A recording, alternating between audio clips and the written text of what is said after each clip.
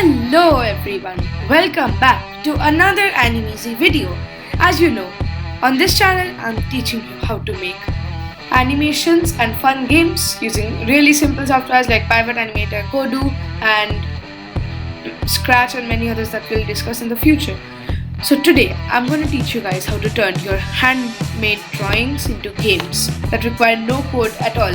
And guys, also this is our first smartphone app review. So first of all, let's check out how your game is going to turn out.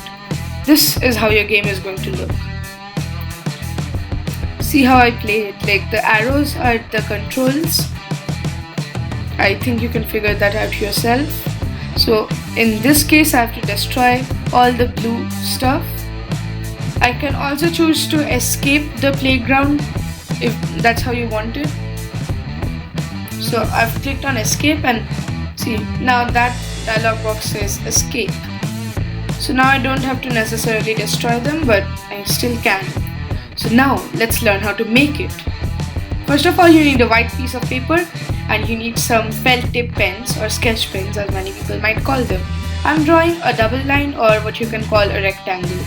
Yeah. So this is going to be the ground on which our character is going to walk. So actually I find this really nice because you know how obsessed I am with stick figures and Pivot Animator, and like the character is a stick figure.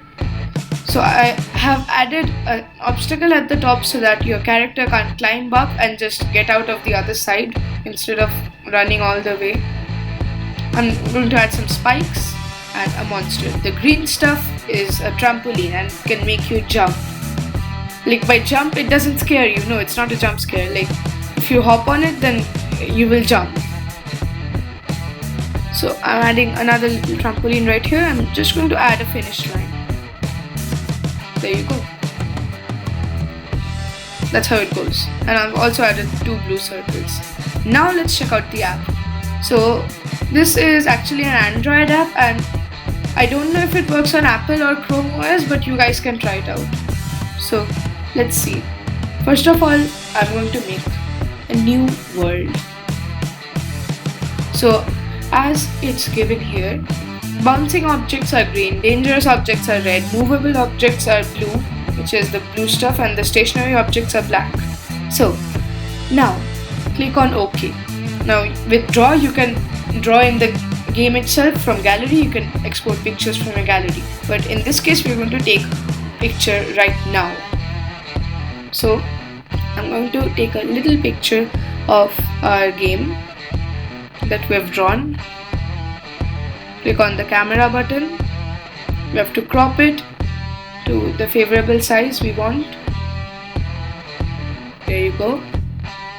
And what's really great about this is that it's compatible in smartphones, and many of the apps and stuff that we use on this channel are not too good with smartphones. So it's scanned it. Now I'm going to move the character using the drag handle, not on the spikes, no, that the character is going to die instantly. So in this case I've put the mission to destroy blue elements. The camera modes are ignore and pan, so you can make the camera follow your character or you can just make it stay still, and also you can switch between 3D and 2D modes. Now I'm going to switch to escape. So now I'm going to play it. So you just have to get out of the place. That's all you have to do. Yeah. Wee-hee! So now I'm going to show you a little game that I'd created previously, and this one is like super difficult. So I'm playing in 3D mode right now. Let's just destroy this blue thingy. Ouch! I got sizzled.